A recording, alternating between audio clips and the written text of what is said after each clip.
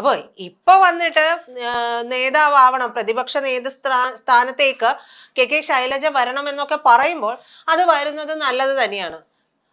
അതെ, അവർക്ക് കൃത്യമായ ഒരു പാർട്ടി അച്ചടക്കത്തിൽ വളർന്നു വന്നിട്ടുള്ള നേതാവാണ്. അവരോട് താല്പര്യമുള്ള ഒരുപാട് പേരുണ്ട്. പ്രത്യേകിച്ച് അണികളിൽ വല്ലാത്തൊരു ആവേശം കെ ശൈലജ എന്ന് പറയുമ്പോൾ തന്നെയുണ്ട്. എന്തിനധികം ഒരുപക്ഷെ കേരള ജനത ഒന്നടങ്കം ഈ പാർട്ടിയെ നെഞ്ചിലേറ്റുകയും ചെയ്യും.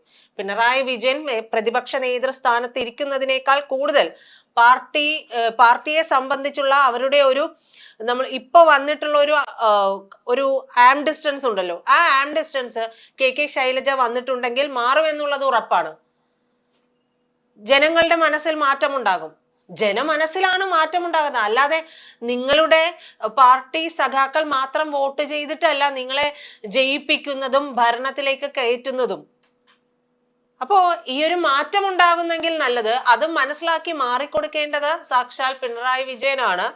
അദ്ദേഹത്തിന് കുഴലൂത്ത് നടത്തുന്നവർ ഇപ്പോഴും ഉണ്ട്, അതൊക്കെ ശരിവെക്കുന്നു. പക്ഷേ ഒരു മാറ്റത്തിന്റെ കാറ്റ് CPM-ൽ ഉണ്ടാകുന്നുണ്ട്, ഇടതുപക്ഷത്തുണ്ടാകുന്നുണ്ട് എന്നുണ്ടെങ്കിൽ അടുത്ത തവണ നിങ്ങൾക്ക് തിരിച്ചുവരവിനുള്ള ഒരു കളം ഒരുങ്ങും എന്നുള്ളത് ഉറപ്പാണ്.